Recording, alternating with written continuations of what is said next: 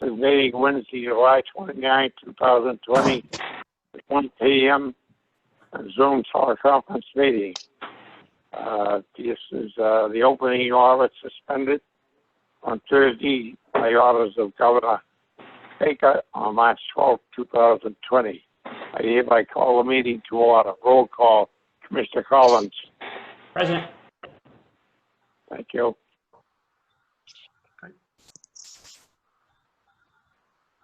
Oh, there's Joe. I think we lost him again, Mike. I don't hear the chairman.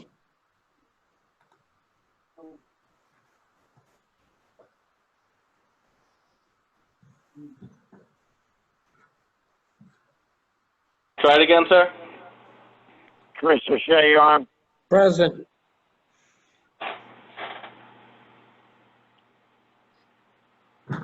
Yes. Yes. Okay. Anybody else that is on this communication for this meeting of July 29th, Wednesday, would you please identify yourself for the record? Yes, if I can, Mr. Chairman, I do have a list here that might save a little bit of time. I have you, Commissioner Shea, Commissioner Collins, there's Phil Ian-Tosca, there's Joe Gioia, there's Linda Austin, there are two folks from the registry on the call, there's Dale Kurtz, the Michelle Labadini, Nancy Rockwell, and Heather Hamilton are on the call that I can see so far. Okay, thank you very much. We're going to the minutes of the open session meeting, corrected minutes of July 15th. There was a typo evidently in the prior agenda. I will wait a motion to accept them. I'll make a motion, Mr. Chairman, we accept the minutes of the open session meeting of July 15th for approval. They were held last week due to a typo error. They've been corrected. Second. There's a motion made and seconded to accept the minutes of the open session meeting of July 15, 2020, because of an agenda problem. All those in favor? Aye. All those opposed? It is a vote. We accept the motion of the minutes of the open session meeting of July 22nd, 2020. I'll make a motion, we accept the open session meeting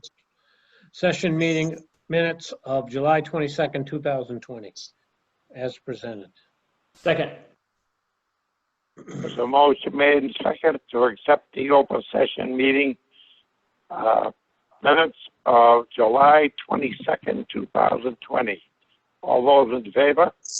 Aye. All those opposed? It is a vote. Do we have any public comment?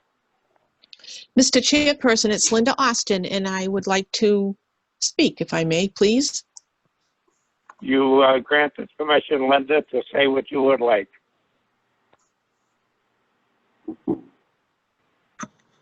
The literature that we employees have received in the forms of memos and directives and handouts and written training, et cetera, indicate that management and the commissioners continue to address and be mindful of the health and safety of the employees. More bodies have arrived back at 649 High Street this week on Monday.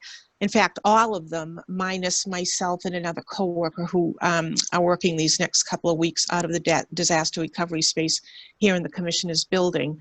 And as we are reminded from time to time, we are tenants in that county building.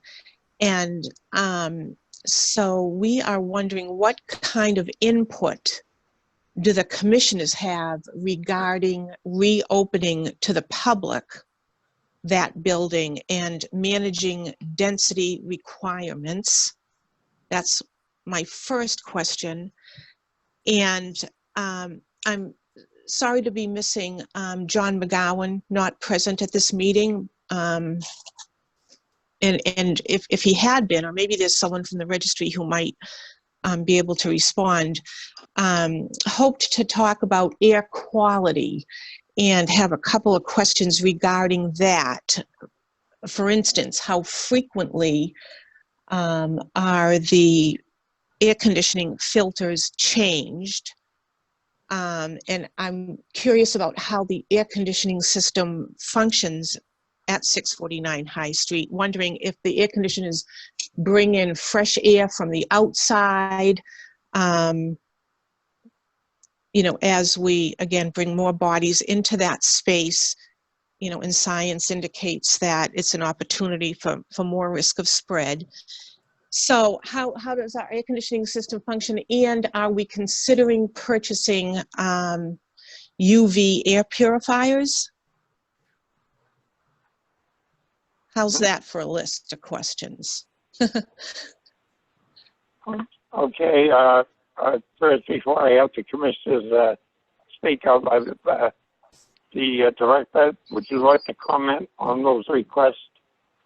Yeah, yes, I'd be happy to. Thank you, Mr. Chairman. And I'm not sure, like if John McGowan is on the if he is on the Zoom yet, but I have been working hand in hand with him, like in his team on these issues, and I do I'll have a few items I can try to use to answer these questions. Number one, in terms of the registry reopening, like it's our like in bringing all staff back.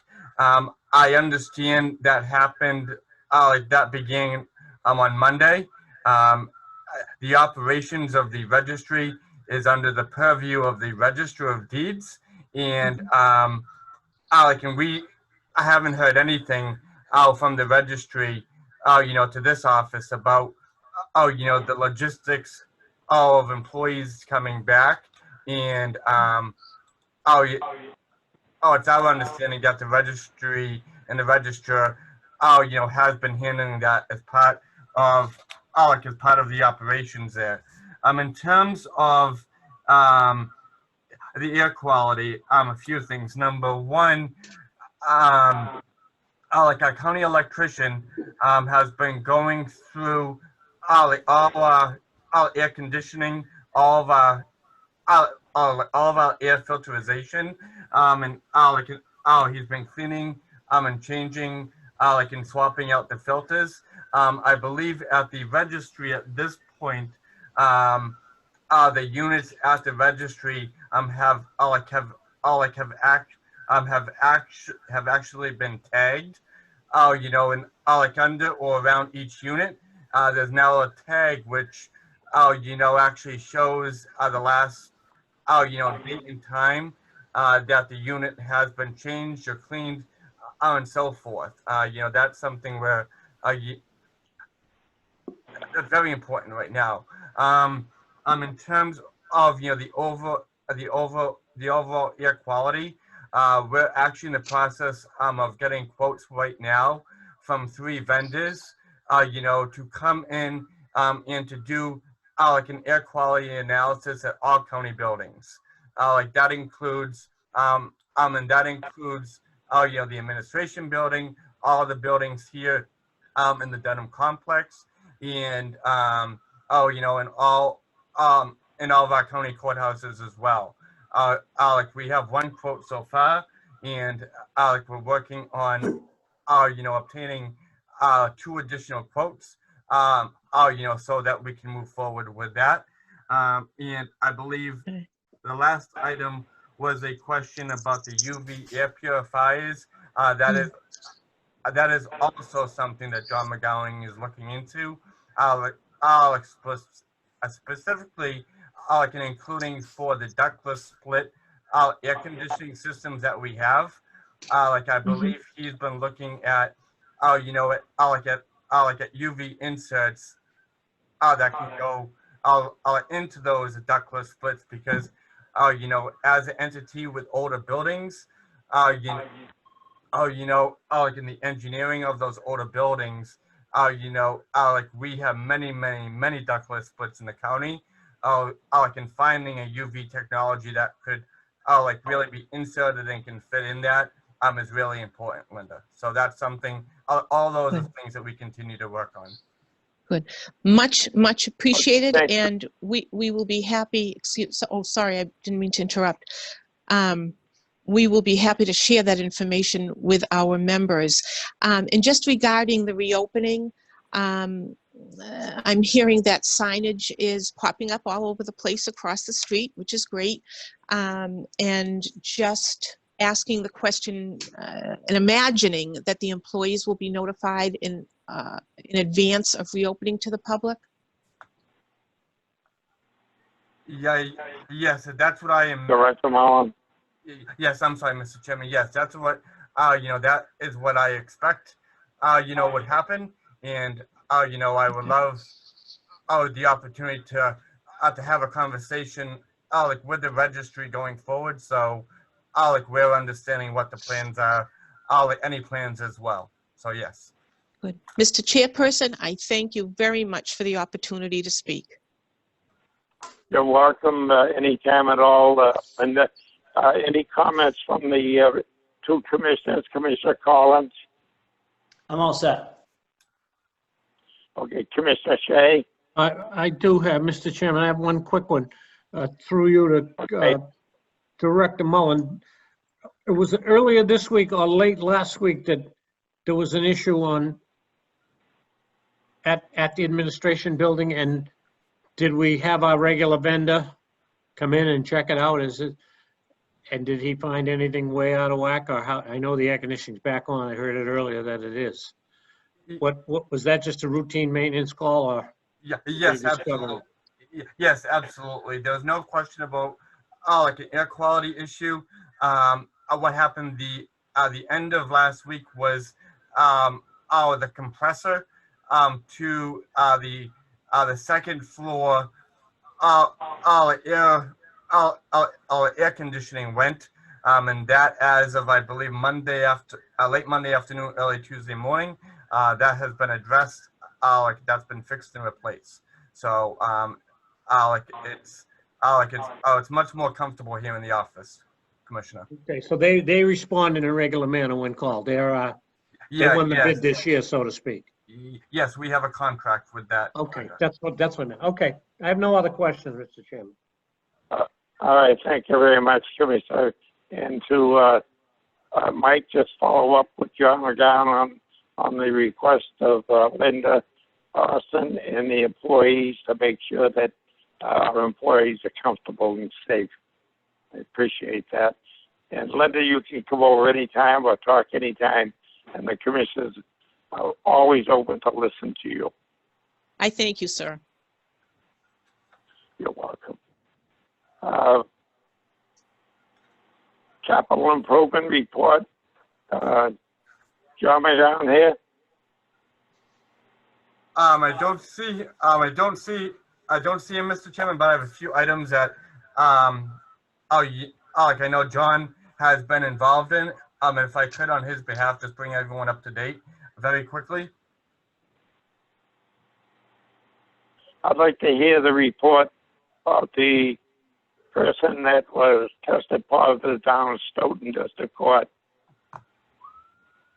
Yes, Mr. Chairman, we did. John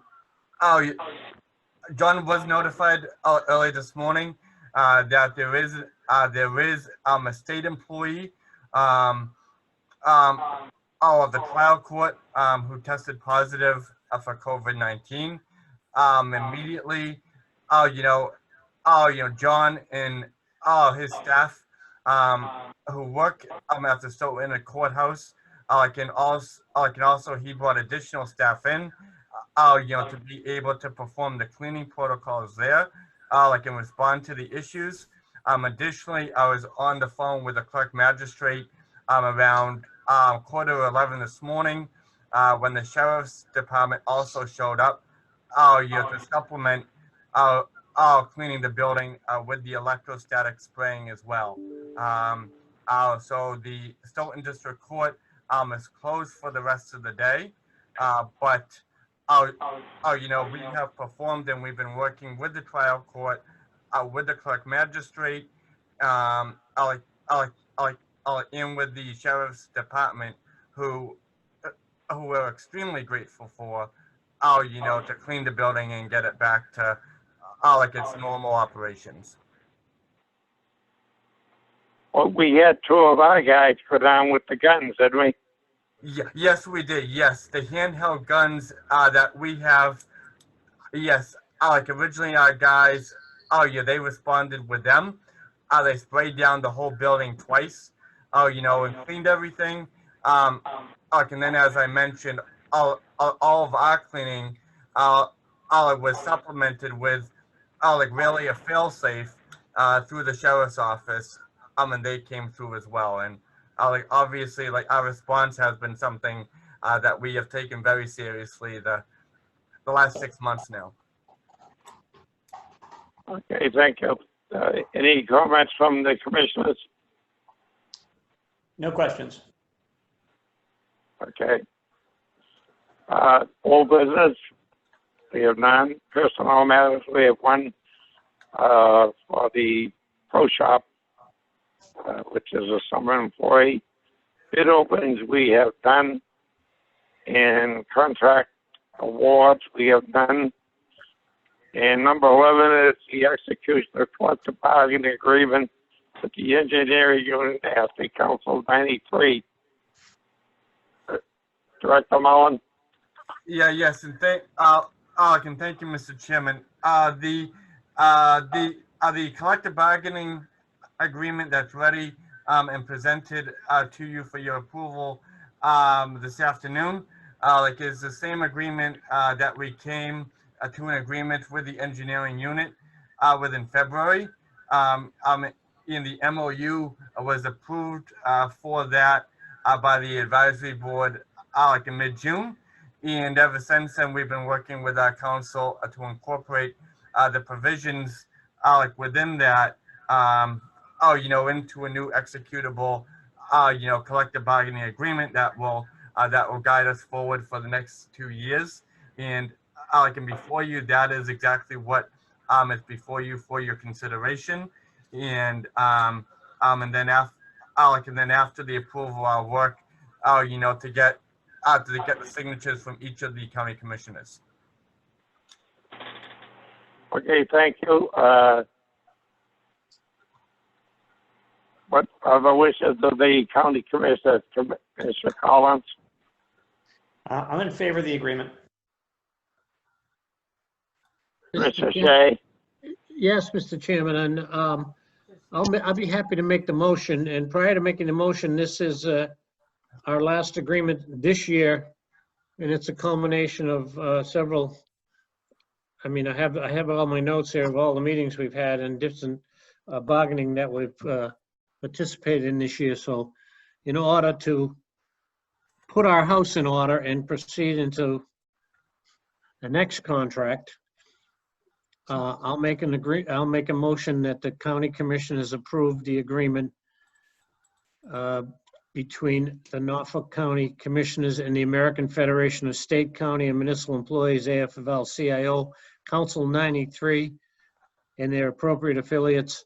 This is for the division of the Norfolk County Engineering Department to stay in July 2020 for the next 2 years. Second. The motion made and seconded that the commissioners approve the contracts for the engineers as presented by Director Mullen and as indicated by the motion by Commissioner Shea. All those in favor? Aye. All those opposed? It is a vote. Report of the county director, Mr. Mullen. Thank you, Mr. Chairman. Just as a follow-up on one of the items that was discussed at last week's commissioners meeting, we are working with a firm right now to do an analysis of all our county-owned parking lots, to assess whether we can seal coat and reline them, or if any of our parking lots, need additional like attention, like in pavement and asphalting as well. So like we have a firm that we're working with that is going around this week and working with us to do that analysis. And like we should have some information that will help us, address those issues, over the course of the next month or so. We have talked about, the needs in like in the rear registry parking lot. Like we know, that parking lot needs attention. And I know for sure that uh, the Quincy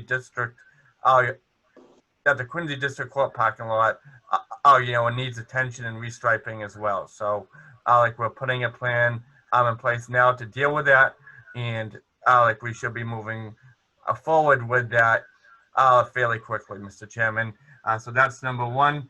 And number two, like we've also been continuing to place like a really big emphasis on like really assessing the technology here in this office, like in the conference room, especially as we go forward. One of the things like we're pricing out and entertaining, is to update the technology in that room with, like a screen monitor. So as we go forward, like whether it's like a phone call with the MSBA on the MSBA project we have happening with the Yagi, like a commissioners meeting or any other thing that we have the wherewithal and the technology to do that at this point.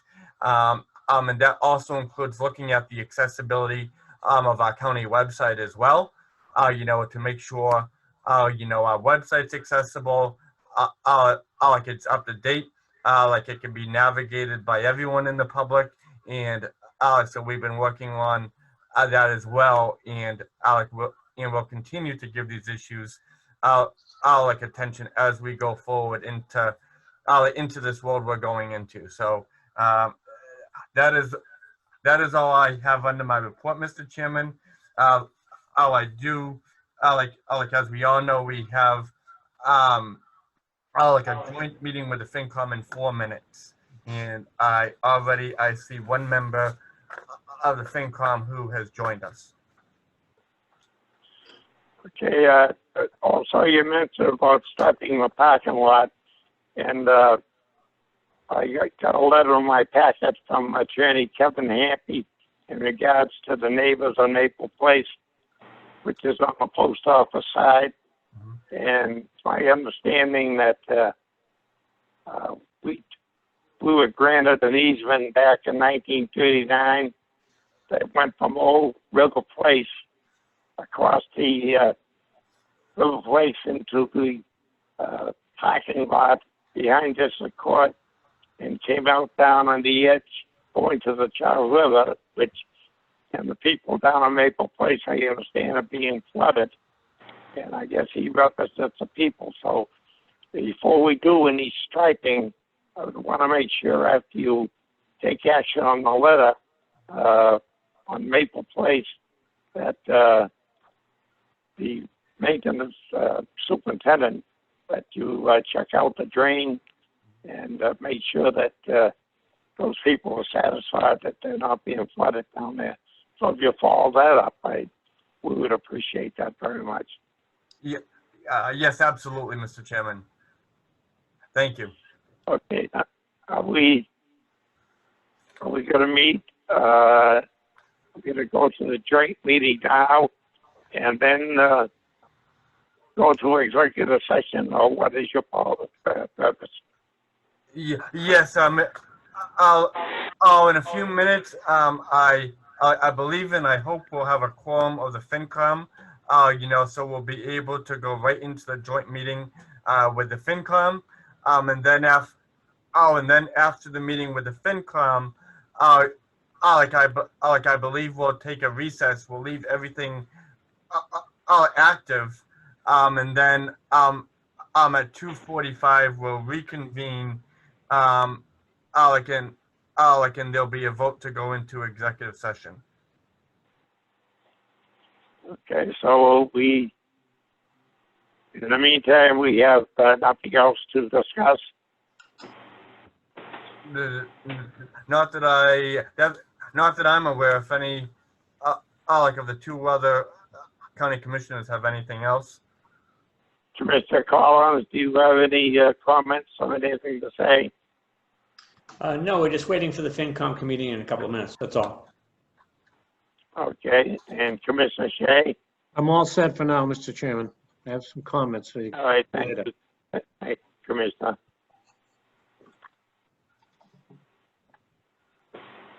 I can only add one thing, Mr. Director, to make sure that you follow through. I know you will.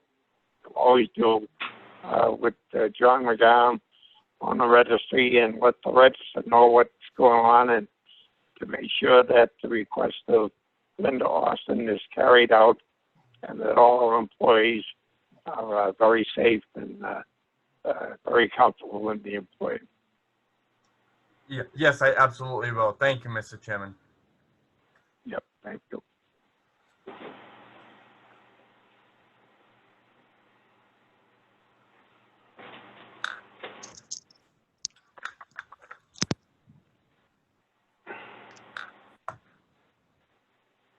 Do we have any more members present yet? I do know that Kyle Baldoff is here. He is logged in. I don't. Mr. Chairman, Yes. this is Marguerite Lee from the registry, Yes, Marguerite. and I'll be present throughout the Finance Committee's meeting, and I will add just some remarks regarding the promotion that's on the agenda. Okay, thank you very much, and it's a pleasure to have you. Thank you.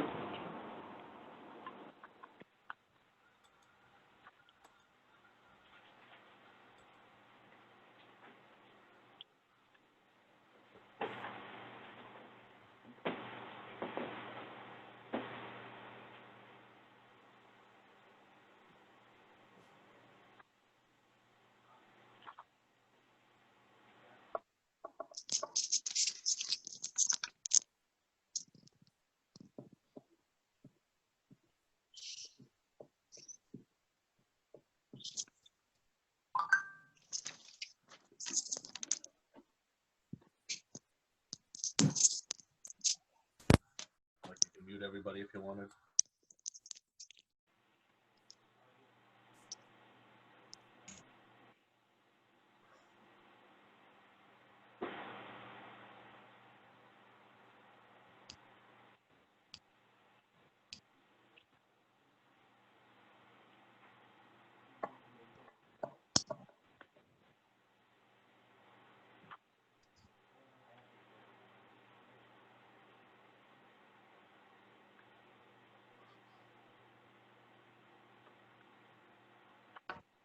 Was somebody in contact with the committee that they were going to be here?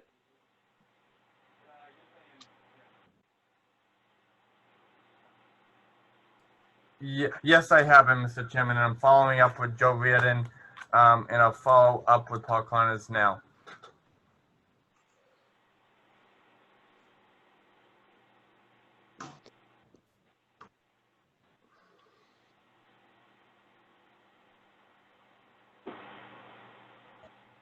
Joe Diorio, it's nice to see you. How you been? Good, Peter. Thank you. Ready to get back in it after vacation. Very brave of you.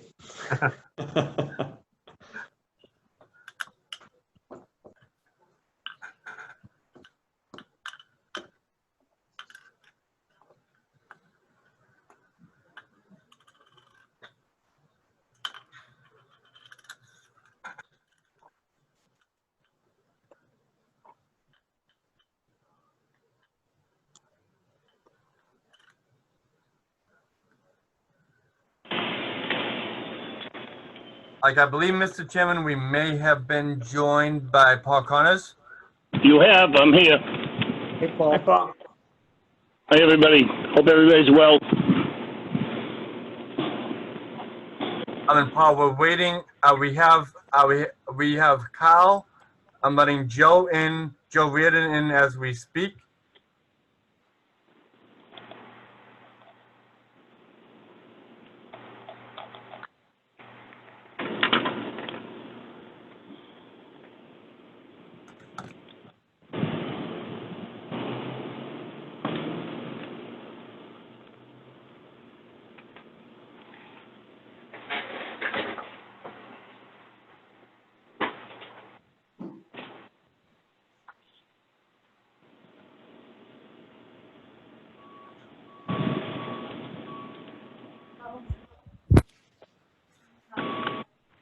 Joe, that is Howdy, quite a people. picture. I apologize. We're a couple minutes delayed here. How many people do we have on? I can't see. There's a quorum of the FinCom. Oh, Mr. Chair. There's you as the chair. There's Kyle Baldiff. There's Paul Connors by phone. And Dr. Childs has joined us as well. Okay, I see a number of, let me check this out here. Stand by. Let me see what we got.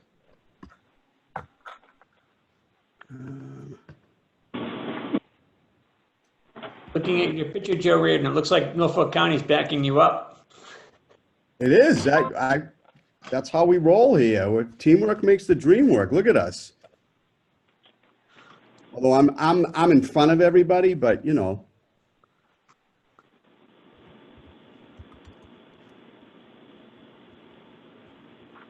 You don't want to see the inside of a funeral home.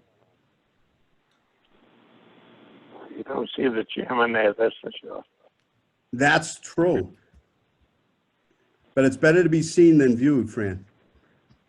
Let's see, yeah.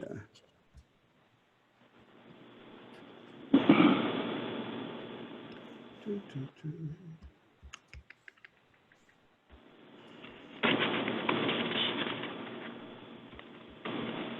right.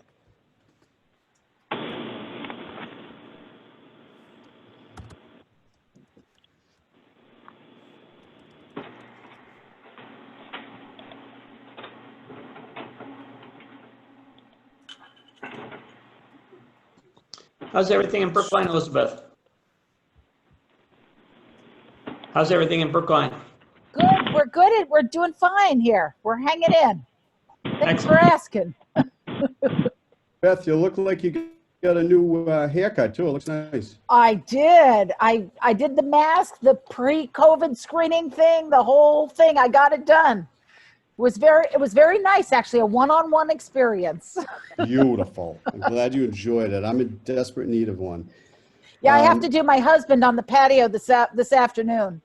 Are you gonna just shave? Just go right down? You got a Franny haircut? I use haircut? scissors. I use scissors and I clip them. How about that? Did you learn that in medical school? Absolutely. I just want to touch base with Michael. And Mike, who do you have in the office with you? Yes, like in my office, I am alone, but I know there's Bill Buckley, who's logged in with the chairman. There's Phil Tosca, who I believe you can see. There's Michelle Labadini, who's also joined us. There's Nancy Rockwell, Robert Pearson, Chris Goldsmith from RSVP as well. Okay. So with that in Marguerite B is also there. Let's see where.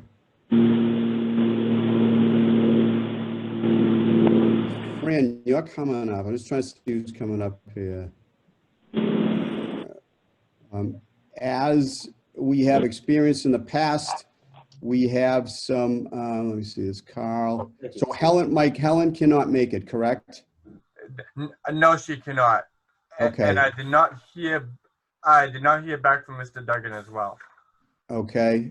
And I don't see Mr. Connors. Paul, are you on? I'm on the line, Joe. All right. I don't know who that might be. So we have 1, 2, 3, 4, 5 unidentified people. And Linda Austin from Local 2417 is on as well, Mr. Chair. Her name is present. I see her. Okay. So why don't we do this? Let's see. Is Phil taking the minutes? Yes, he is. Okay. Phil, are you calling in from a county line? I'm on the video. Oh, there you are. I didn't see you. I broke the camera. No, you didn't. All right. So Chairman O'Brien's on there. So we get that. Mr. Collins is on there. Mr. Shea is on there. Mr. Baldiff, I can see all there. Handsome faces. Mr. Duriel, you look like you got a haircut as well. All right, so we have Heather Hamilton, Linda Austin. Can you see all these, Phil, to do an attendance? As we scroll, do you want me to scroll through? Let me Yeah. scroll through. So I'm here, obviously you're here. Dr. Childs, Mr. Mullen, Yes. Chair O'Brien with Mr. Buckley, is that correct? They're together in the same room? Okay. Commissioner Shea, Deputy Treasurer Dioria, Commissioner Collins, Finance Committee Member Baldiff, Michelle Labadini. I have a, hey, Paul, can you do me a favor? Can you just say hello or something? I want to see where you are. Paul, I'm on the phone. I'm not just on- checking to see where, okay. So who's 00? Do we know? Okay. Then we have Dale, Rockwell, Pearson. So that covers everybody. Linda, I saw you. Let me find you. And I Linda do, and Heather. Okay. So we have, at this point, we have 4 unidentified people. One is 00. Does 00 wish to identify themselves, please? that the only thing, Mr. Chair, Robert Pearson from our RSVP program, he is logged on to the telephone as well. And We have him. Oh, as an addition, he's on Yes. Zoom and a telephone? yes, All right, because, 00 may be him. okay, 00 may be him, because I also have 3 county numbers that are coming up through the caller ID through Zoom. So there are 3 Mr. county Chairman? numbers. Yep, This is Marguerite Lee from the Registry of Deeds. all right. Thank you. So, Assistant Register, who else is on the line from Deeds? Because I have 3 numbers popping up.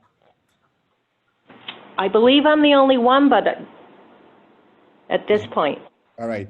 Is Registrar O'Donnell getting on, or are you representing the registry?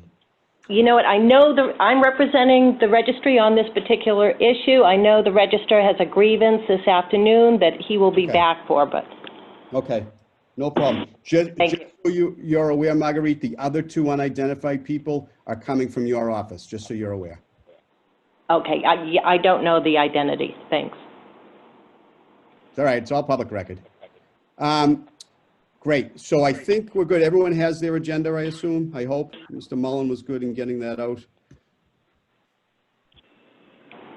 Awesome. To start off, Phil, you have the attendance, everything's good? Yes. All right, thank you very much.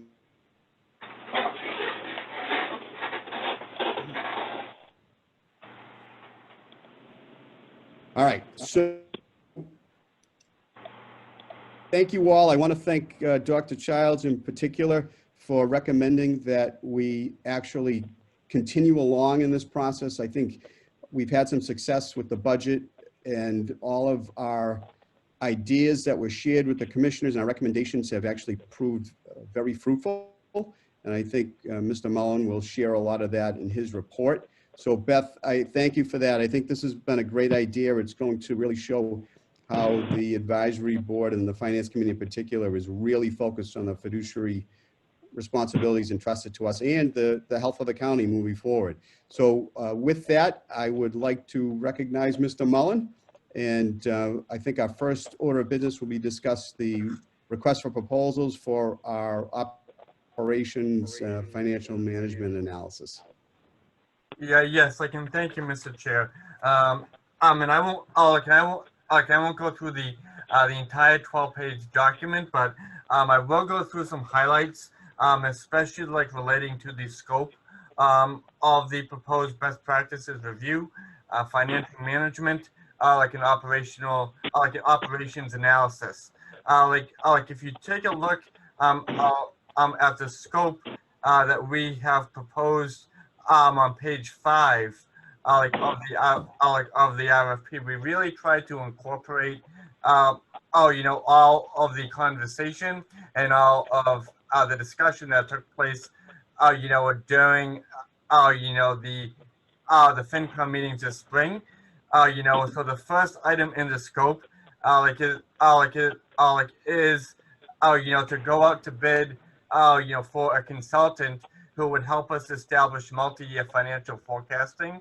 And this would be based on a comprehensive study, of county revenues, expenditures, and employee benefits, including those of the Norfolk County Agricultural High School, really to assess the short and the long-term accessibility of those revenues, expenditures, and benefits, including how they relate, especially to applicable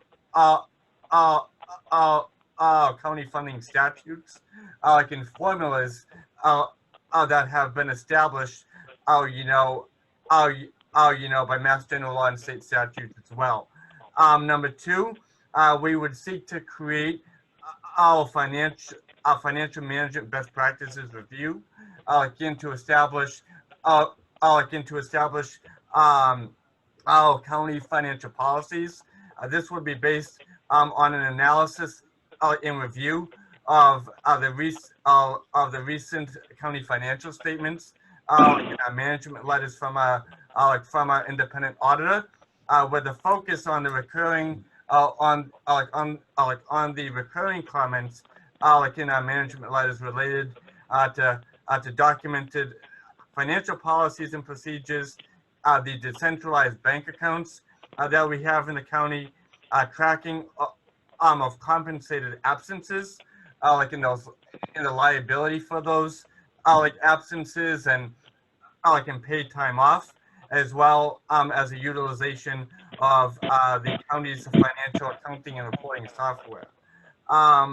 Number three, we would seek to work with a consultant to complete an operations and staffing analysis.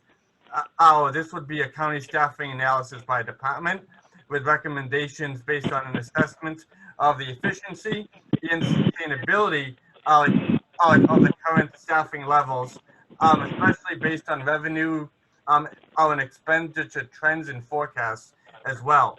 And this would include, comparisons with similar situated county forms of government, cities and towns, regional government entities, agricultural high schools, in state-run departments when applicable. The fourth item is to establish capital planning processes and procedures, and this would involve an examination of the county's capital improvement needs and recommendations to create processes to plan for current and future capital expenditures, in both the county and at the Norfolk County Agricultural High School. In number five, and lastly, it would involve a regional services review, and this would be an assessment of the county's current regional services efforts and recommendations relative to the county's goals to enhance the delivery of regional services to constituent communities.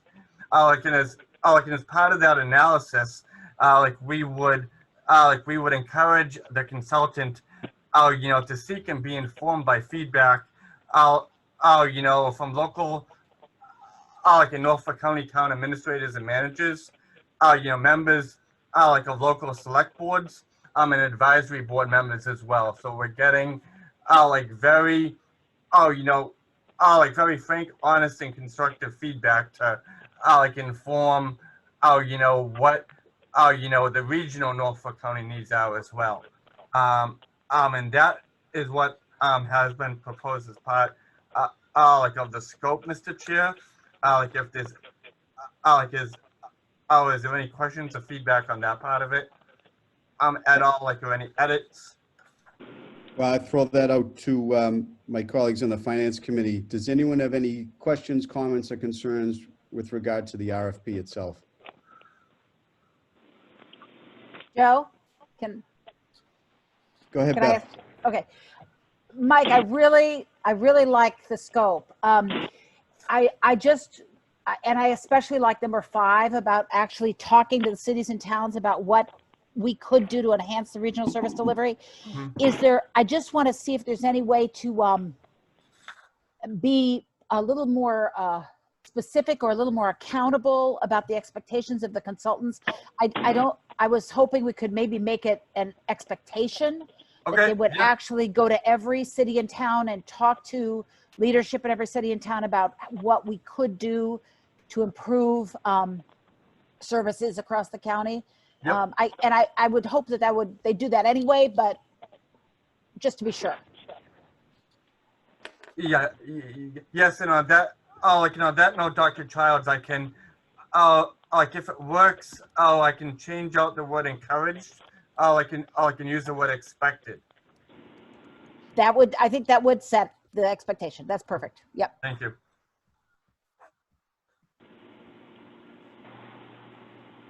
Paul? I'm all set, Paul.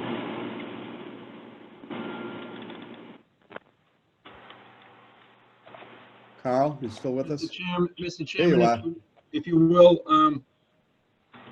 the RFP is kind of a hybrid between an RFP and a contract. And on the page where it requests the rates of the various consultants, it's evidently set up as an hourly contract. It looks like you need to add in the hours so that they can bill the sum that they're going to bid on. It's a technical detail, but I've done lots of contracts and whatnot over the years, so you might want to amend that before you send it out, so it gives them an opportunity to provide the number of hours times the cost and give a final price. That makes sense. Okay. Thank you, Mr. Bodiff.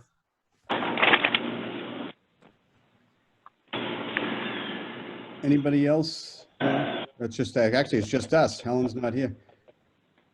I like that thumbs up, Beth. Hey. So with that, I would, if the members are willing, entertain a motion to make a recommendation on the RFP to the commissioners.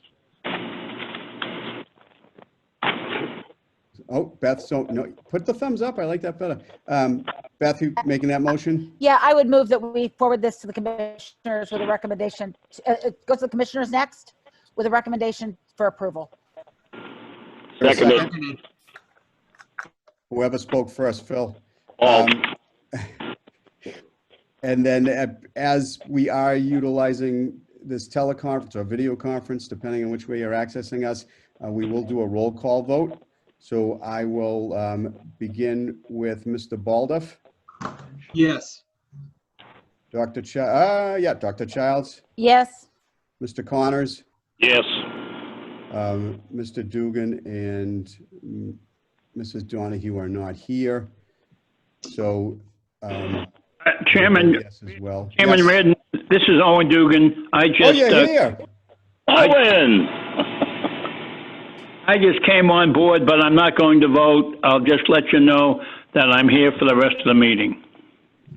Thank you very much, Owen. Glad you're with us, and I see you here now with that telephone number, so we know you're here. Okay. Thank you so much. So Phil, you have that. It was unanimous, anyways. You have that vote. Mr. Dugan is not voting. Excellent. Okay.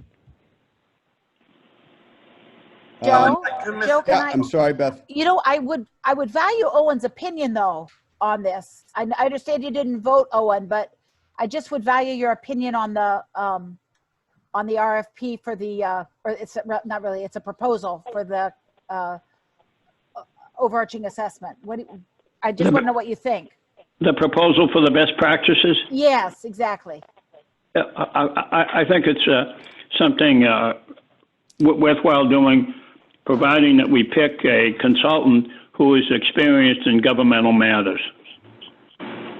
Background and the things that we're trying to make decisions on, or we're working on. Thank you. Great, thanks, Owen, and thank you, Beth. Mr. Mullen, an update on the year end and the trial balance as it appears right now? Yeah, yes, I can. Thank you, Mr. Chair. Like, if I could just actually, just so we have this a little organized there still, if I could get a vote from, like any feedback from the county commissioners, like as part of this meeting at the same time, Sure. so we can move forward, So, all as one as well. yeah, I'll defer to Chair O'Brien on that.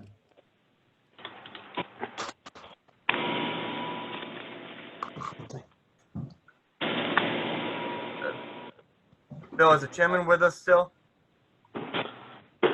Mr. Chairman? Yes. Oh, it's Mike, Mr. Oh, like it's Mike, Mr. Chair. Based on the FinCom's vote to approve the RFP, like if there could be a county commissioner's vote as well to approve it, so we can move forward on that.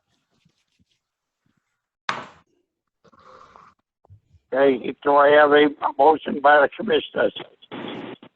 Mr. Chairman, this is Commissioner Shea.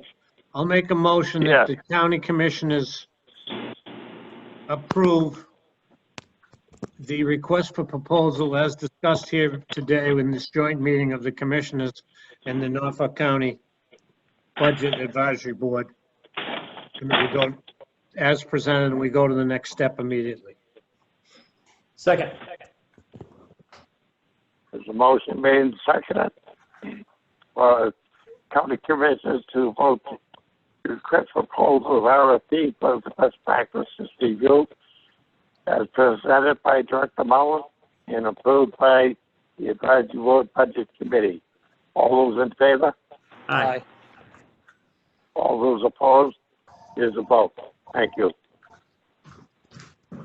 So the commissioner's vote having been taken, then we could actually, if I may just go back to item number 2 for a quick second. Earlier in our conversations about this, it was suggested that a member of the Finance Committee serve to review this as it comes forward before any vote is taken. At least one member of the FinCom review any of the proposals and the like before the vote is taken by the commissioners. Is there a member that may be willing to do that?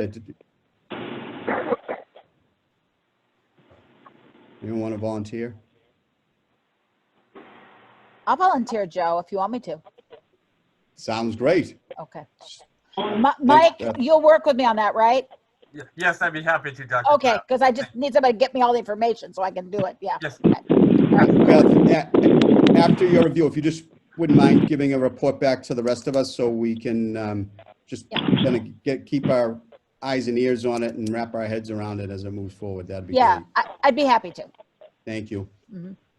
Okay, moving back again to the next item, which would be the update on the trial balance summary from the 2020 budget.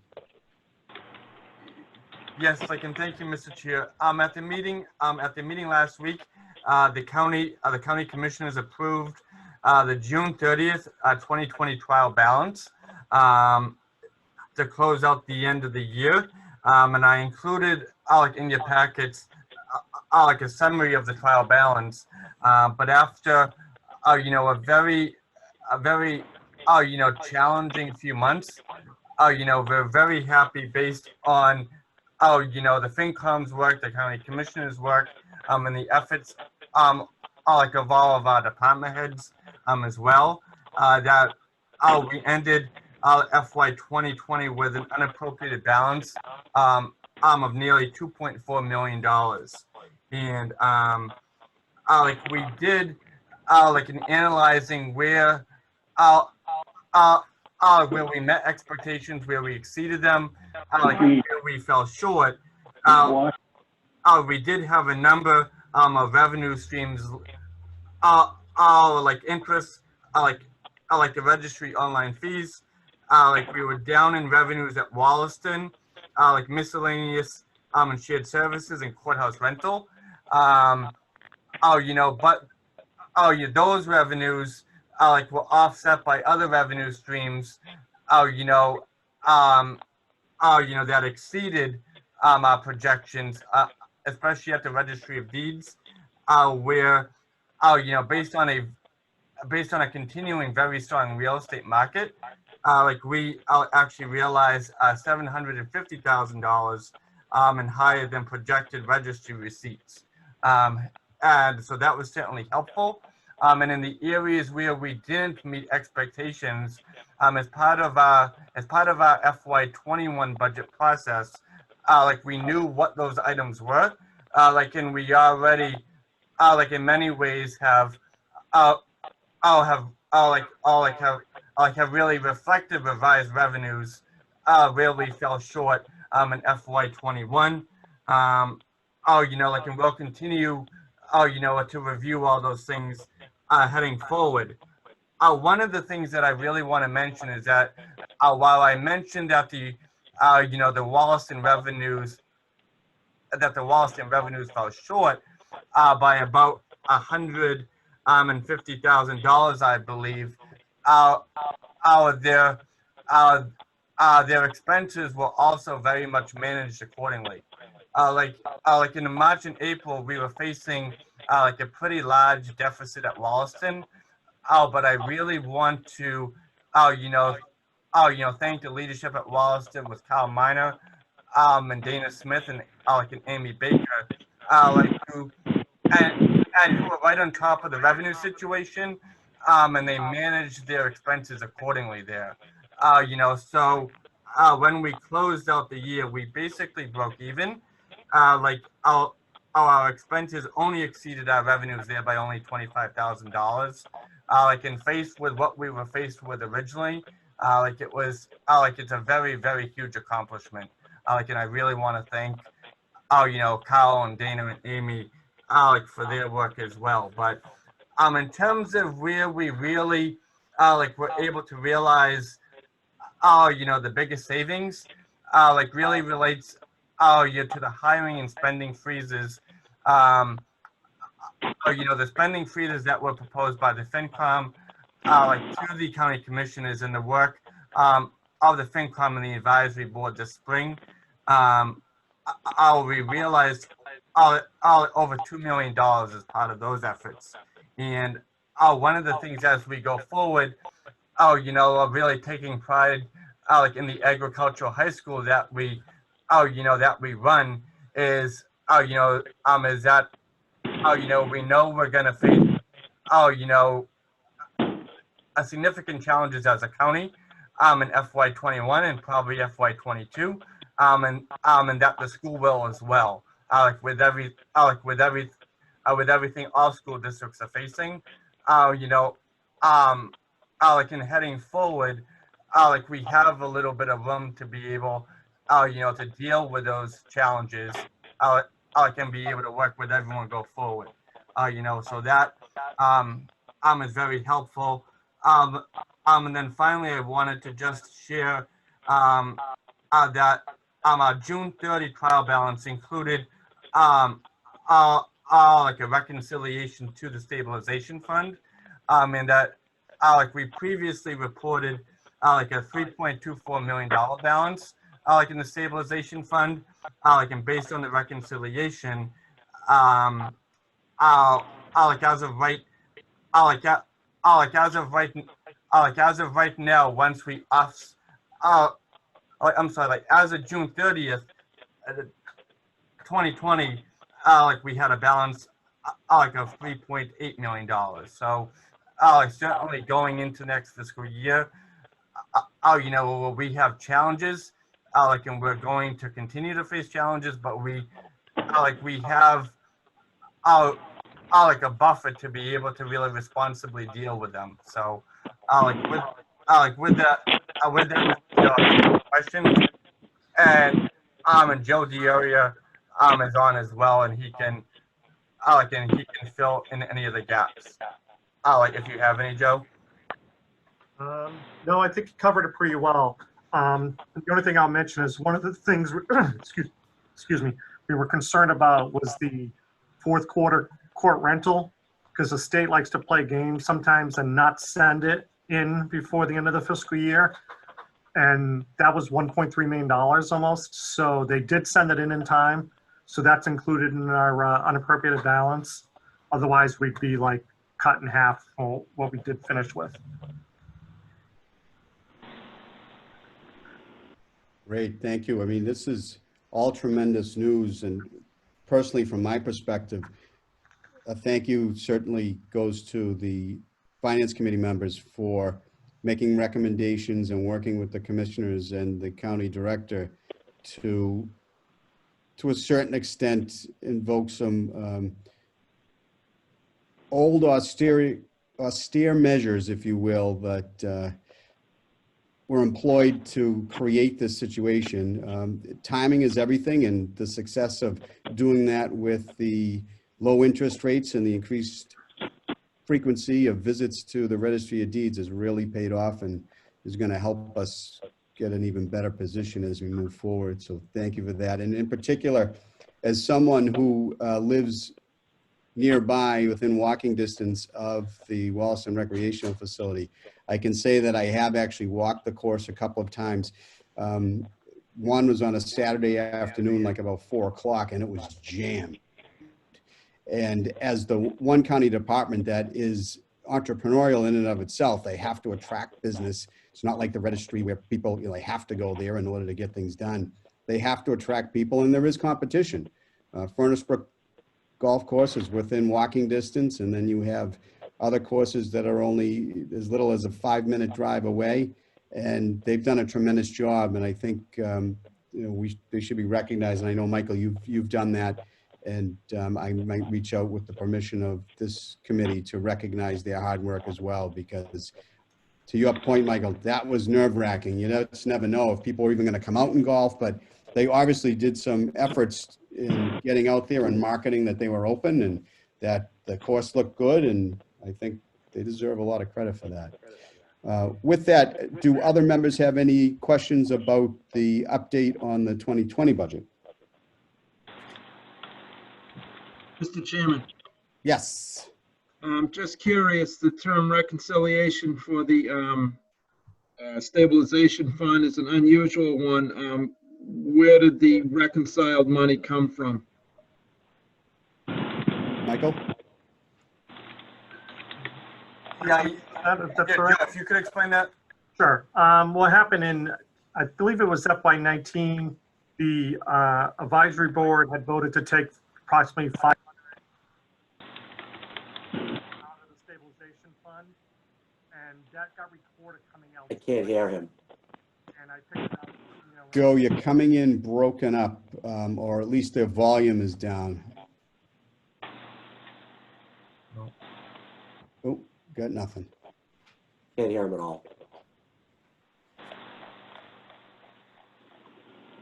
Joe, No, we he's can't hear you. downstairs, right? Can you go downstairs? Is it a Wi-Fi issue? We shouldn't have one. Joe, can you pop up here real quick? right up. Oh, Oh, there he goes.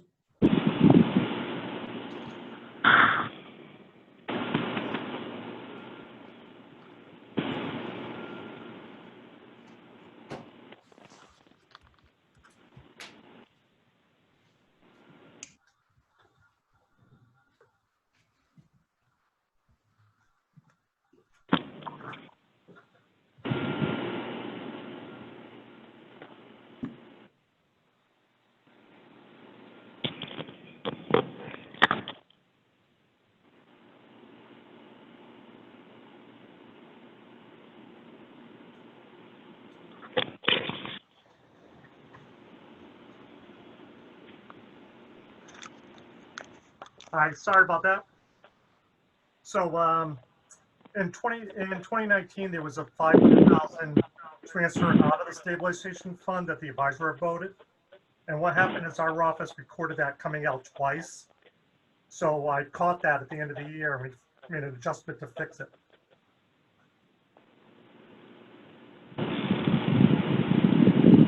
Thank you.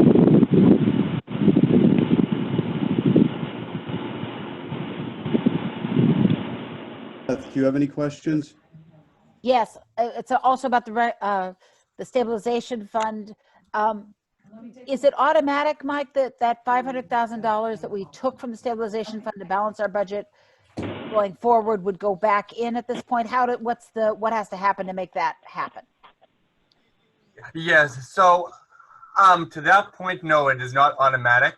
I'll, I'll at the, and that's one of the next questions that, like, or issues I wanted to talk with the FinCom and the commissioners about, like, because it's not automatic, like, we would need to propose that back, to the FinCom and to the advisory board, like, in a first supplemental budget, that will go to the advisory board, like, at their September meeting.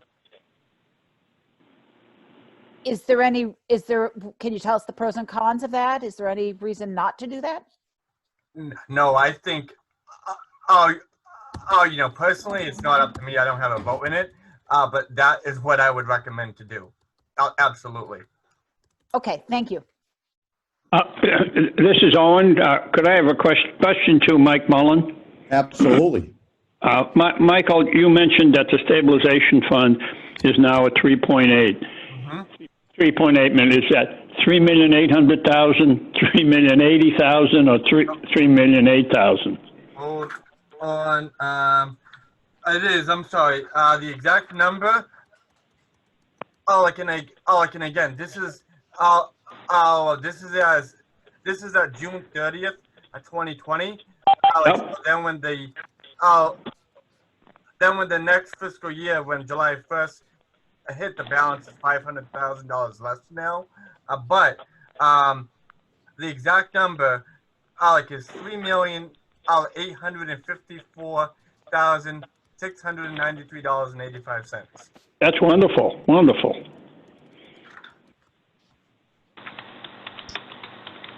Thank you. Paul, do you have any questions? No, I was just waiting for the agenda item number 4. That's where I thought we were going to make a recommendation to restore the stabilization funding. Okay. All right. Let me get back here. Joe, can I ask one more question? Absolutely. Okay, so I wondered if Mike or the commissioners could have my understanding is that in general, revenues are down all over.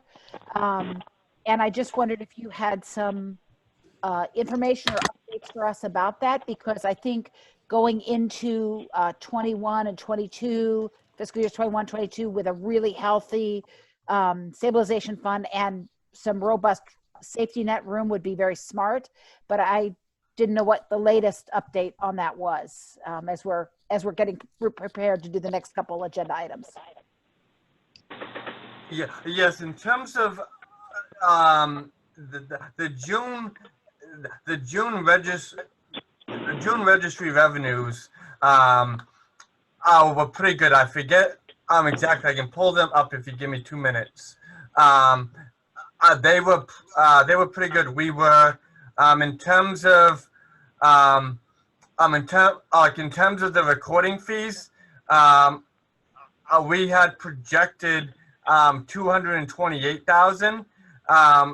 Like in the realized recording fees were 296,000. Wow. Where we took a hit, however, was indeed excise, which would reflect like a volume issue in terms of houses on the market. And like in our projections to get to what we had projected for FY20 at $2.3 million. We projected the month of June alone would be a 289, and that came in, however, at 214,000. Like basically the gains that we made in the recording fees, they were offset by the decrease like in deed excise.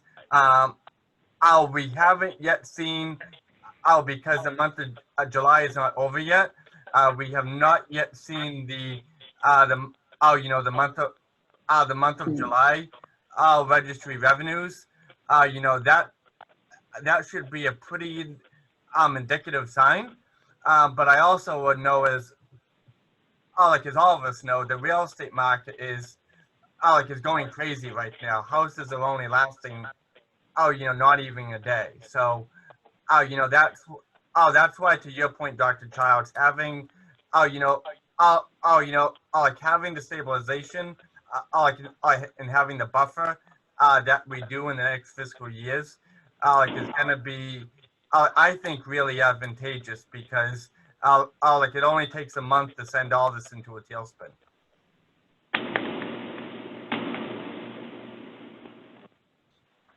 Thank you. Any other questions? Excellent. Moving to item 4, and Mr. Connors, you mentioned this. Did you want to speak to this now or as we go through? Whatever you'd like to do. I think we would propose the restoration of the money back into the stabilization fund for to the commissioners and see if it can be taken up at our meeting in September. Mike, would you just run the specifics of that through for us so that we're aware? I think each of us is aware of it to a certain extent, but how it would be done in terms of perhaps thinking what type of motion the commissioners would offer and things like that. Yes, if there's a recommendation, Mr. Chair, from the FinCom, based on this whole, based on the whole conversation that we'll have today during the month of August and the first part of September, the county commissioners will present.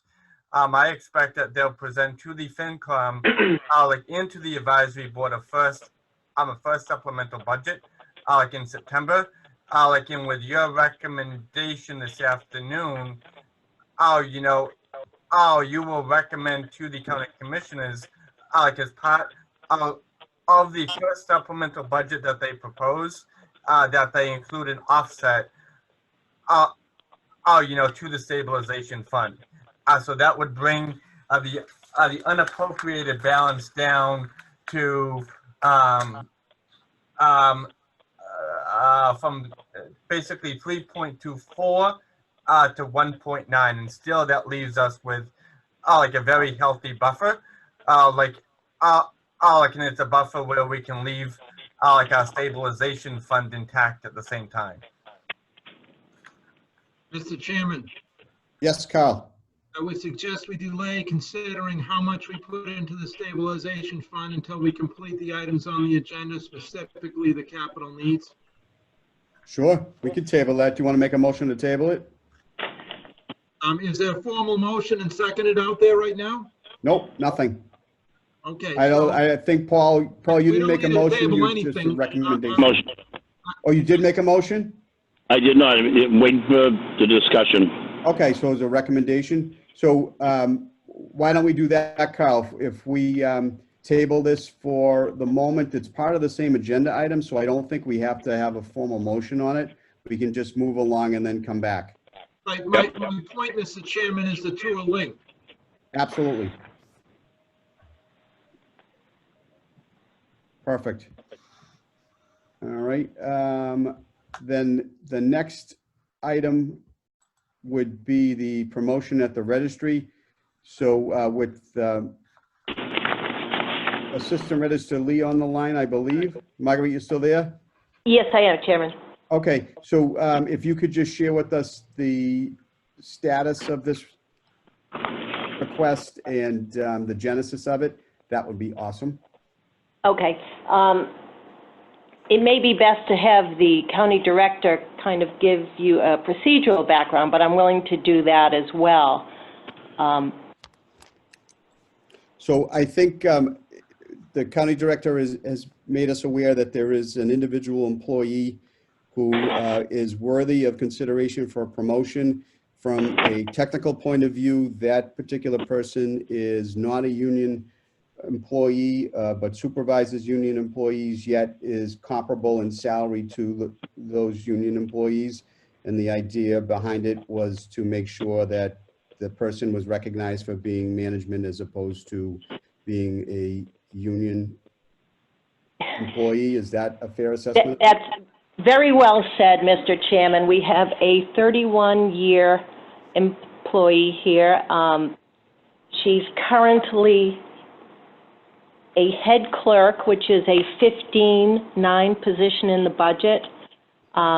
She supervises all of land court. She interacts with land court in Boston. She's respected by the union employees under her, but also by the entire legal community. She's a backbone of the registry, or part of that backbone. As a 15-9, she makes approximately $600 more than the highest union person that she supervises currently. And we are hopeful that this can be remedied and that she can be put up to a 17-6 as a head administrative assistant. And that would be a total, I believe it's around $2,000, the actual dollar figure? Let's... 1,600. It would, right, it's from $63,322 to $64,950, so it's Okay. less than $2,000. Okay. Do the Finance Committee members have questions? I do, Mr. Chairman. Please, Carl. Is Mr. Mullen and the county commissioners recommending this? Mike?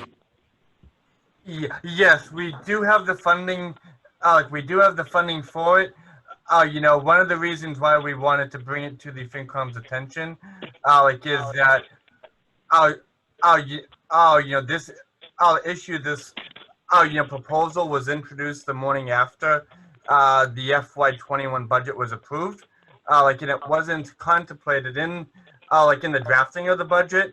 In number one, it was hard for us, I don't want to speak for the commissioners, but hard to approve, something in the FY21 budget when the FY21 budget hadn't yet begun. But now, understanding and seeing the savings, that the registry, your permanent salaries account has already realized in 21. It's definitely number one, something, that we can afford, that, can fit, in the existing registry budget. In number two, the merit, of the promotion of the proposal, is very much worthwhile as well. I'm not sure if the county commissioners have, anything else to add. Good question, Mr. Chairman. I don't know if it goes to Chairman Reardon or to Chairman O'Brien. I think it's Chairman O'Brien. Refresh my memory, Mike. Did we approve this? Not officially, but we, in essence, approved it in the sense of the meeting, correct? But we didn't take a vote. Yes, there was an agreement. Okay, to wait for this meeting. To discuss this with the FinCom. Correct. This issue does not have to go, to the full advisory board. If we wanted to have the conversation with the FinCom first, and now that we have had the conversation, so we're all on the same page, if the county commissioners were to vote, to approve the promotion, that, we would be all well and good. All right, as long as, Mr. Chairman, Chairman O'Brien, as long as it's in proper order, I would make that motion that we approve this promotion, because I do remember the meeting that we discussed it, and the sense was we were supportive, but we wanted to, since it was new and it was the day after, we wanted to make sure we do it right. So I'd make a motion that we approve this promotion. Mr. Chairman, I have one question, and it's regarding the funding of it. The position we desire Ms. Cochran to go into is a head administrative assistant position, and this may be just a technical matter, but that particular position has been zeroed out.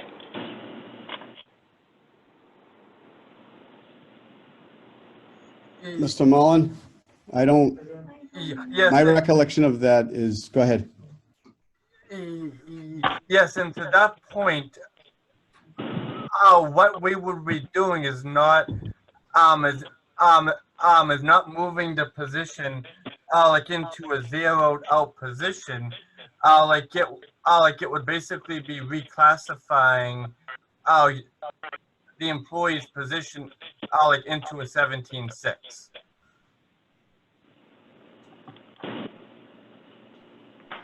Joe, can I add something here? Please, Beth.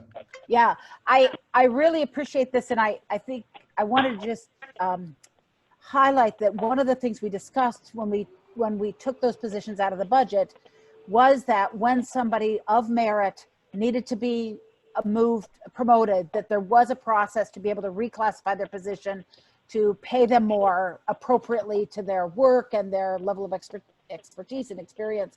And so I really appreciate, Commissioner Shea, I really appreciate the commissioners in the spirit of that also following through on our commitment to the registry, that just because the positions weren't zeroed out, it didn't mean that people couldn't be promoted.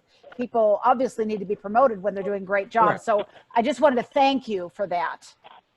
Right, if I may add into that, and I could be wrong, and this might, through Mike to Michelle, this might be a question, but Michelle Labadini, the terminology was head clerk to head clerk on paperwork, is that correct? Or did we change, has it been changed?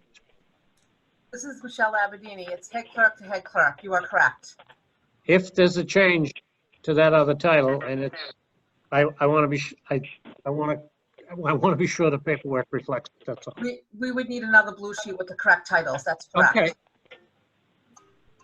All right, that's all, as long as it's, done. I think we're all on the same page here, but I don't want to wake up in a year and say we titled it wrong or something. Joe Reardon, may I jump in? Go right ahead, Commissioner. Okay, so this is basically the same job the person's been doing for quite some time. The person's doing a very good job. We understand that. But really, it's just that the union person was bumping up against that supervisor's salary, and we just wanted to assist the register in remedying that situation. And we didn't want to do anything without running it by you. That was our promise to you. Right. Nope, and we appreciate that. Paul, do you have any questions? No, this doesn't have to go for a supplemental. The money's within the budget right now? Yes. Yep. Okay. Carl, any questions? Only to the fact that this question of moving into a position that was vacated or zeroed out. If the promotion moves the person into that position, is the position that they are in then also zeroed out? In other words, we're going to take the money that was in the current position, add the additional salary to it, and fill the vacated position. Does that then leave the position that's being vacated zeroed out? I don't believe so. I think that, and Michelle Labadini can chime in on this, but I believe that what would happen is that this individual would be reclassified. I think in like the private sector, they do market rate adjustments, depending on different things. So the position's there and it's funded. It's just almost like a market rate adjustment, which I believe, in the private sector, you can do based on certain things. And I would defer to Michelle for clarification on that, but that is my understanding, that it would not be taking someone out of one position and putting another. It's just a reclassification of an existing position. Michelle, are you there? Mr. Chairman, that's my understanding as well. Okay. Are we good there, Carly? Yes. Okay, so that would not open up any positions. It would just be a reclassification using some funds that are available to do it. That's correct. I'm sorry? I said that's correct. This is Michelle Aberdini. That's Oh, I'm correct. sorry, Michelle. Owen, do you have any questions? No, I don't. Okay. May I ask a question to the Assistant Register Lee? So, Marguerite, who does the budget over there? do you do it? Does the register do it? Does Assistant Register Kennedy do it? How does that work? I mean, would Bill say always represents, but that's right. I would say it's a team effort between Rich Kennedy and myself, and as well as the register. okay. So my question to you is there any reason why, obviously, if you were doing the budget and you had the budget and we could have worked with the budget and it's a small amount of money, this position, you didn't propose this reclassification knowing that, you know, with July 1 coming, there were going to be changes and that this person would have been, you know, affected by this? I mean, it should have been in the budget. Well, first of all, the budget was submitted in, I believe, February. And we always pride ourselves in getting a timely budget to you folks. And the other factor was there was a hiring freeze that we believed did not allow us to make these changes ahead of time. But it wouldn't have been ahead of time. It would have been a suggestion. All I'm saying is the more information we have before we go into a fiscal year, we can get that done now, you know, sooner rather than later. Because to go through the whole budget, someone could have advocated for this with the FinCom, with the advisory board, and with the commissioners ahead of time, would have made it easier and actually would have probably benefited the employee a little bit more. With all due respect, I think we were trying to be heard on these issues. I would respectfully disagree. It never came up. The register never informed us of this. It was all about the other positions. And furthermore, you brought it up again about the cut positions. So I don't know the game here, and maybe it's a conversation offline to figure this out and have continued transparency rather than obfuscation and distraction, which I have repeated over and over again. This is not directed at you, but I prefer people just be honest, like, this is what we want to do. Can we get it done? Can we help it? Rather than have to go back and revisit things, we could have had it done as a package, all done, everybody squared away. Because to Beth's point and the commissioner's point, we're not trying to hurt anybody. The employees at the registry, like all the employees in the county, are valuable assets to the county. They want to live a good life. We want to help them because they help the county. So I think moving forward, and we can talk offline, because if it's you and Rich that are doing the budget, I'd be happy to sit down with you, and I think other members would as well, just to say, hey, where are we? What are you looking for? Because when I met with the register about this in January, it never came up. So again, transparency, Marguerite, not directed at you. We just want to have a tight ship moving forward in case we have any bumps in the road. And hopefully, I think the operational analysis will help a great deal. But if you could relay that message back to the register, or I could call him to the incumbent in this position, we appreciate all the hard work that she does and want to make sure that she continues to be an asset to the county as she has.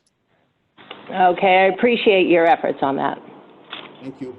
And then lastly, if no one else has questions, does anyone have any more questions? Mr. Chairman? Please. Point of order, I believe that Commissioner Shea has a motion on the floor unseconded, so the commissioners were going to take a vote. Is that something we do in between the other items, or is it done at the end? And I would respectfully, if there's a parliamentarian on board, I would defer.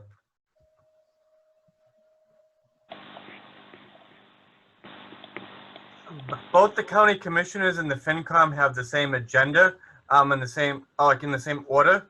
It is, okay. So there could be the same conversation, Mr. Chair. Okay, so that motion's on the floor, so I defer to Chair O'Brien on the commissioner's side.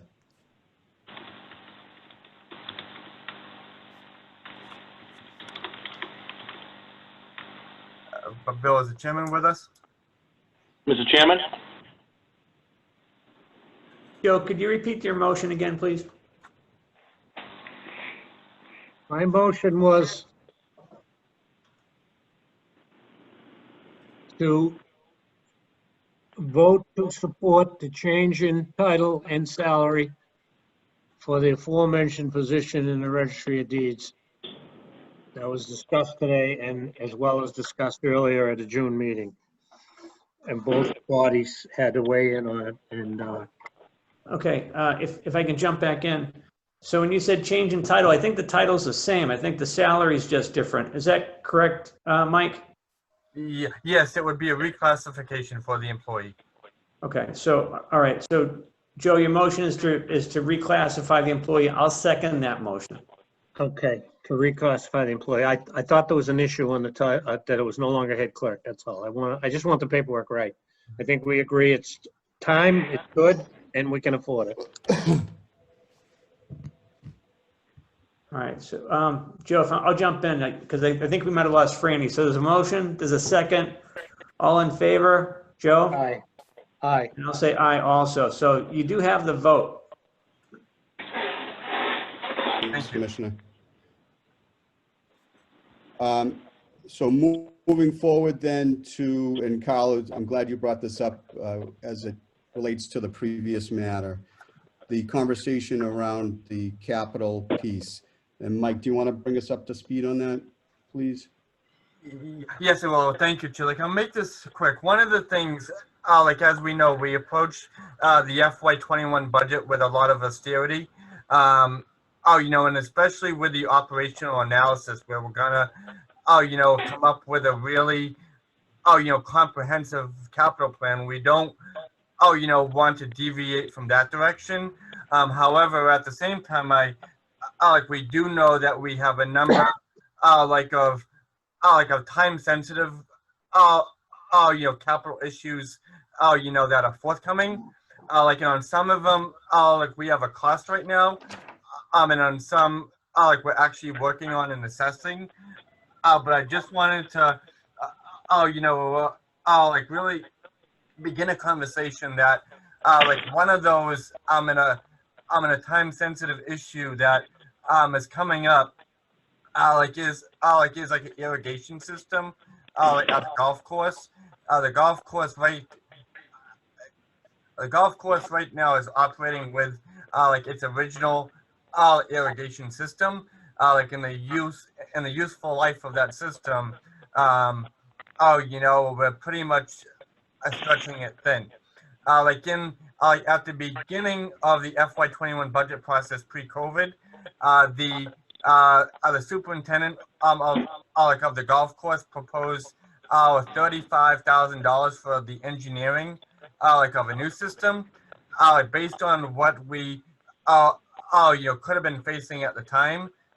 We took that out in hopes of revisiting that at the September advisory board meeting. That is something that we really do want to revisit, so we can get going on that project, so we could do the engineering of a new system, which would then be followed by the construction of a new system. And roughly speaking, I'm told that will be in the area of $100,000. But if we could, in the supplemental budget, that will come before the commissioners, in the FinCom, and then the advisory board, at the September meeting. At least the engineering, is something we want to get started on, so we don't have any issues with that. A system, having a real challenge. Number one, number two, based on, and we knew this was coming as well, but it's been a little, amplified based on the current circumstances. We do have a number, of HVAC units, in our county buildings, which we were going to put, and include on a capital plan in the fall. But with the focus, on air filtration, and air quality, I believe at the September, FinCom and advisory board meetings, we should, be ready to bring, our proposal, before you with some upgrades, limited upgrades to systems that really need to be upgraded. So I just wanted to share that. With the FinCom, similarly speaking, we're looking, and doing an analysis right now, of the pavement and of the asphalt, of like our county parking lots. We're doing assessment on that, and we should hopefully like have a dollar amount like as we go forward in the summer as well. And then the last item, like we've been having here in Dedham Square a lot of issues with power. Like EverSource, like there's like an underground line, like here in the street on High Street in Dedham, that is very, very finicky. Like, and it's been finicky for our building, but like even more importantly, than our building, like it's been finicky for Dedham District Court. Like in that process, one of the things that has really been brought to the forefront, especially in the winter, is that we don't have any type of generator, working generator at Dedham District Court, like which prompted us to look at, and do an assessment of all of our courthouses. Like we're gonna spend the next few weeks and come up with, see what the pricing could be, to address those issues as well. Like understanding that, frankly, we don't want to blow through the whole $1.9 million. We wanna have that as a buffer, but at the same time, if there's a way to address very limited, like capital, needs that are timely, like we want to see if we can work with the FinCom and the advisory board to do that as well.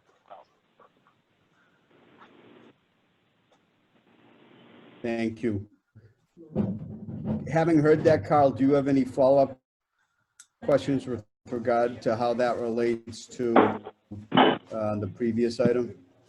I do have a bit of follow-up, Mr. Chairman, and I'll recognize that what we allocate, I'm generally supportive of, not generally, but I'm perfectly supportive of what Mr. Mullen just outlined.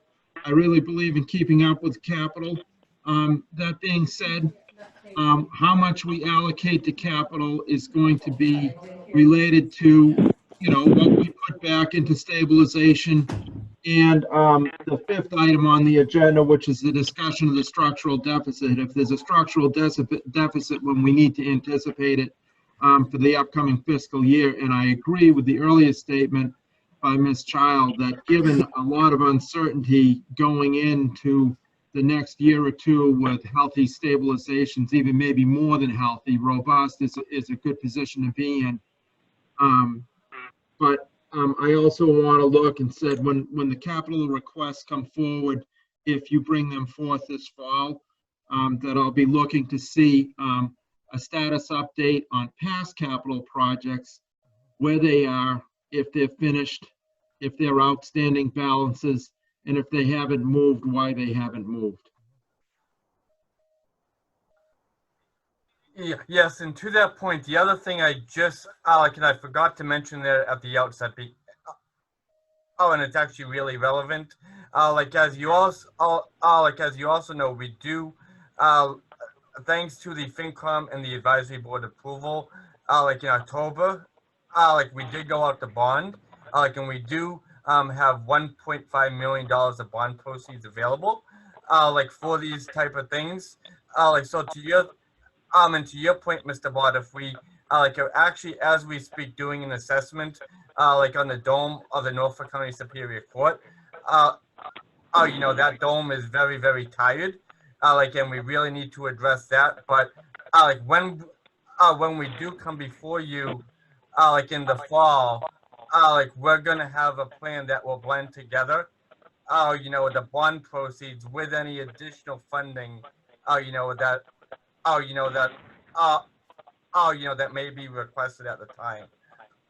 However, to your point, we do have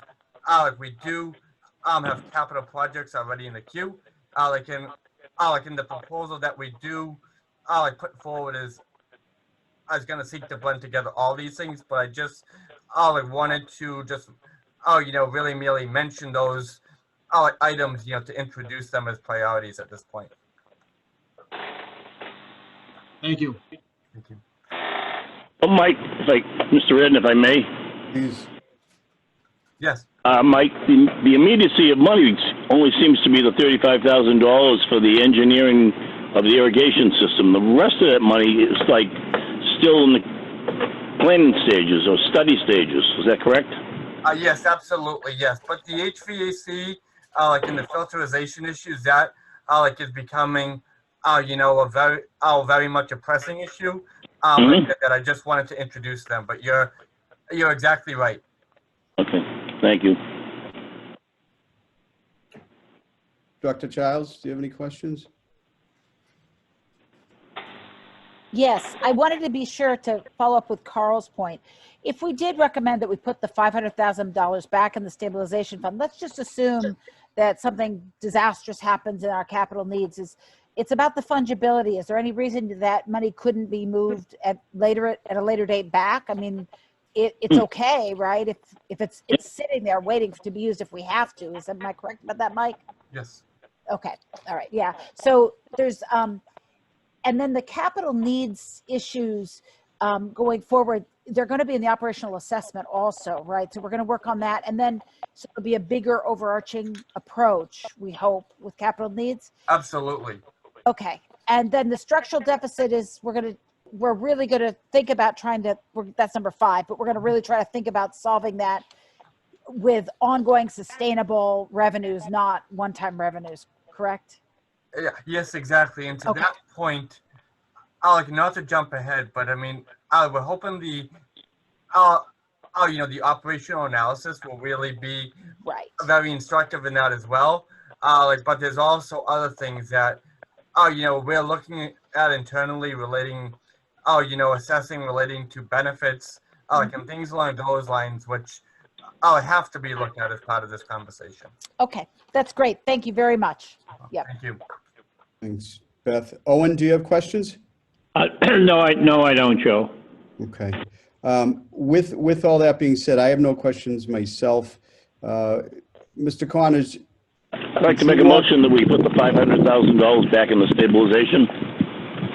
So we make a recommendation to the full advisory board because this requires an advisory board vote, which would be at our next meeting in September, correct? It would be a finance committee recommendation. Okay.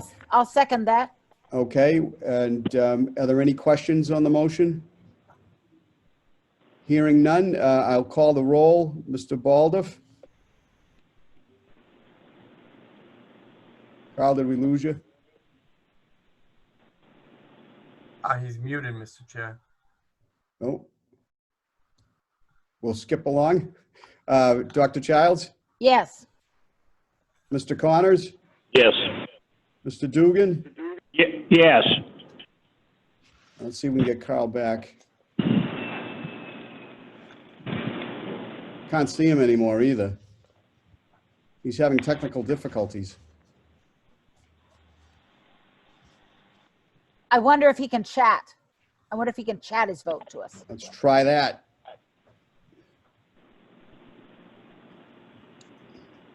I don't see anything popping up, Kyle.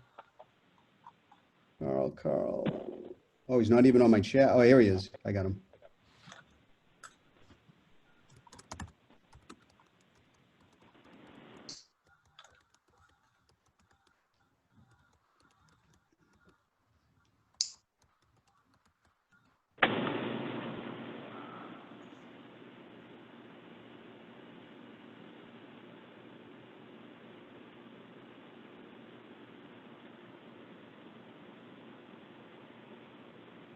Yeah, I don't see anything, Mr. Chair.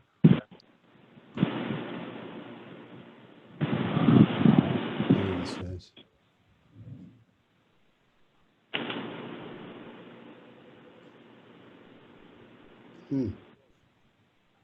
I'm sorry, Mr. Chair. You're back.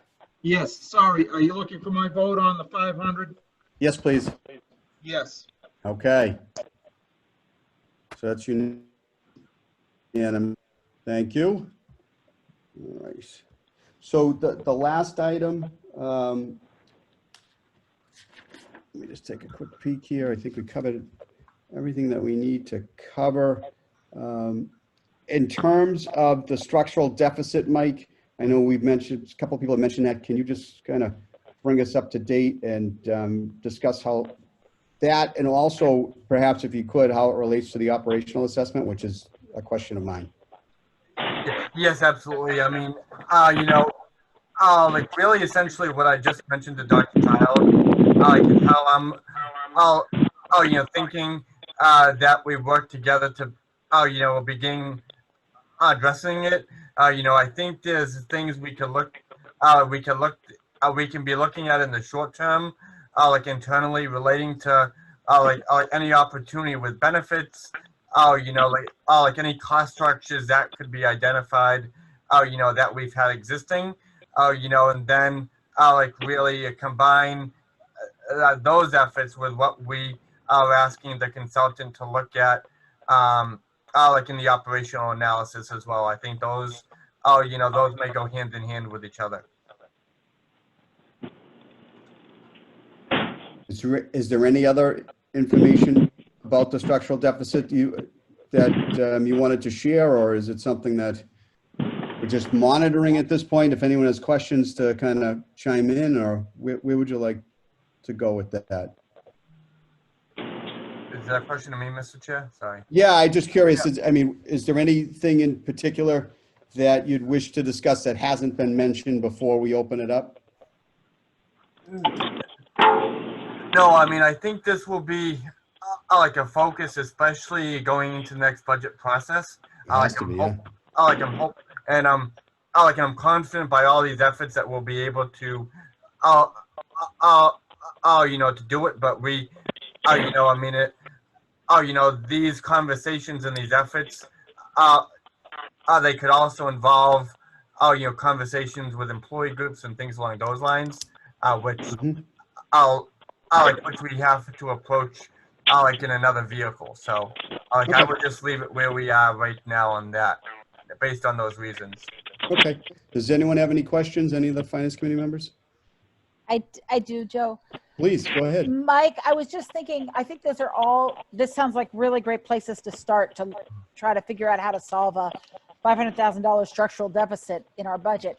Do you have a sense of, for you, what would be the optimal timeline in terms of having a plan of the changes that might need to happen in order to close that gap?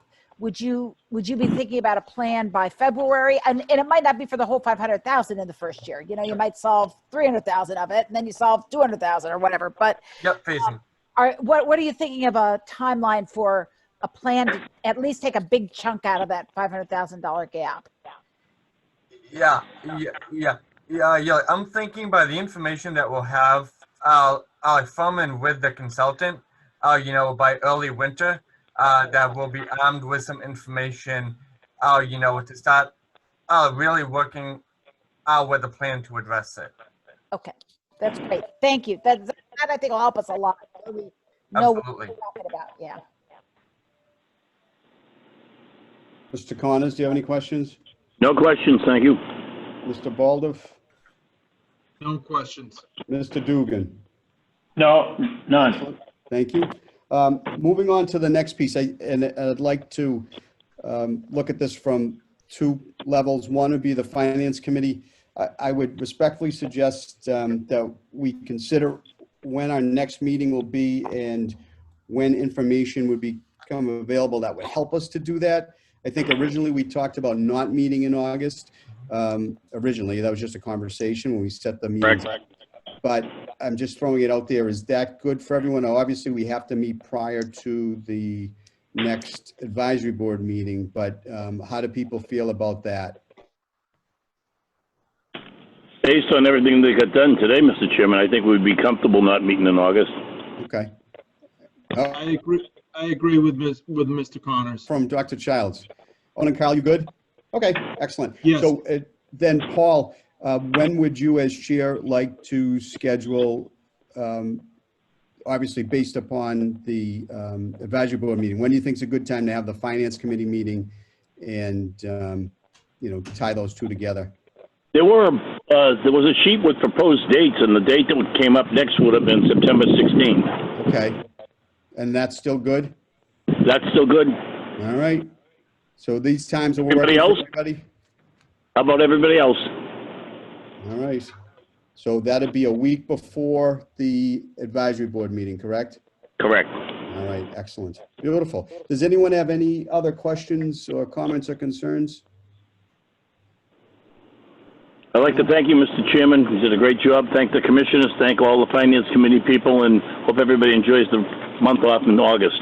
Yes, and I concur with that. Teamwork makes the dream work. Appreciate all the hands that are going into this. I think we're really on a tremendous trajectory, and to the commissioners and to the director and his team, thank you so very much for providing all the information.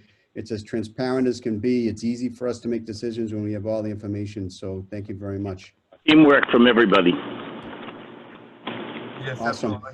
Is there a motion to adjourn? For So the moved. FinCom, the county commissioners, they need a vote to go into executive session, but if the FinCom could take the vote first and then leave, and then the county commissioners could take the vote then. So would they, I'm sorry, Mike, just from a point of order perspective, would they have to, how would that work in a combined meeting? Because do we have to go back to do it, or can you separate the two meetings out? Yes, we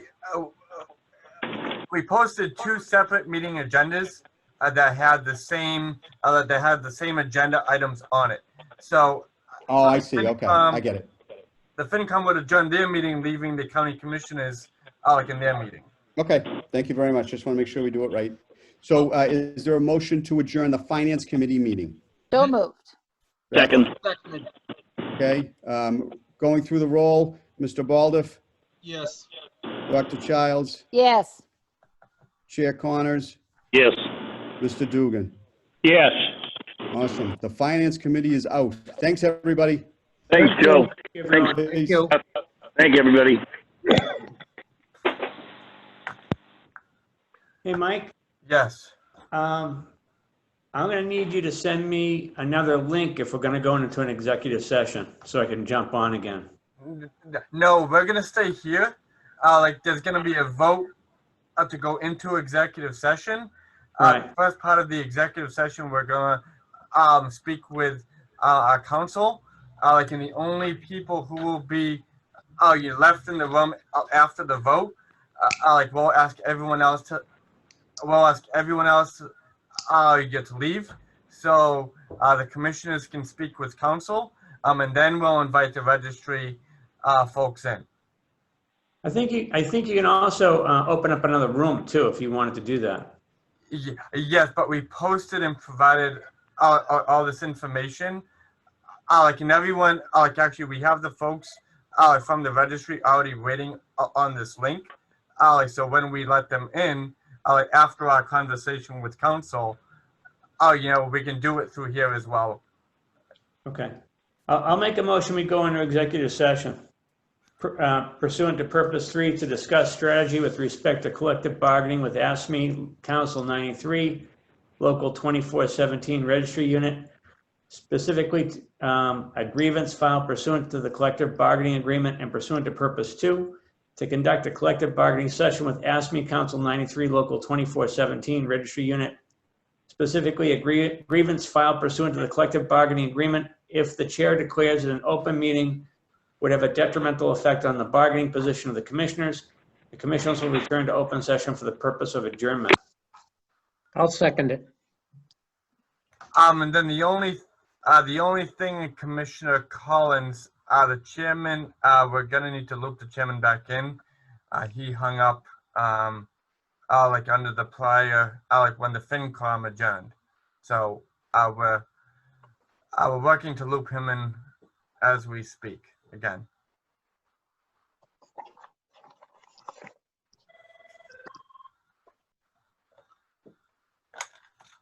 So Mike Mullen.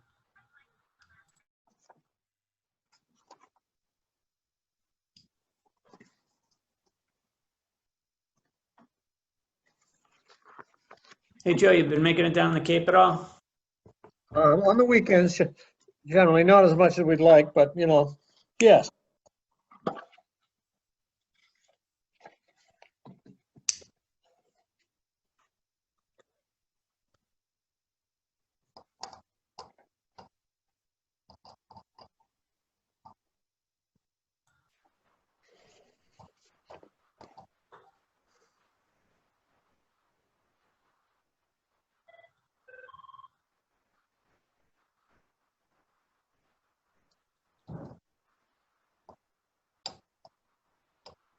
I'm just gonna ring into my office, Mike. I'll be back in a second.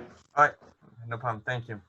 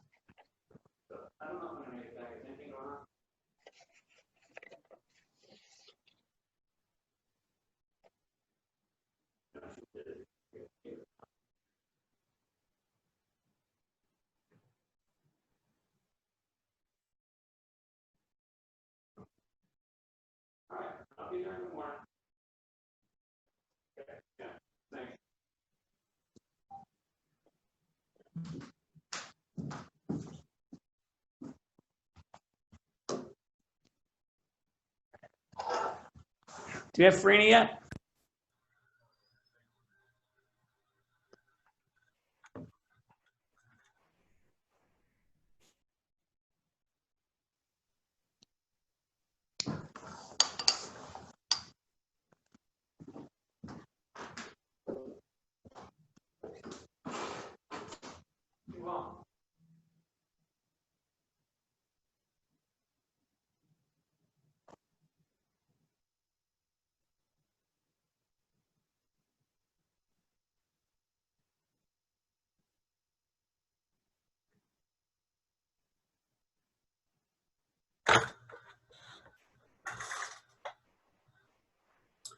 Mike, that's 5. No worries, bro. Thank you. Like when Peter gets back, well, we will move forward.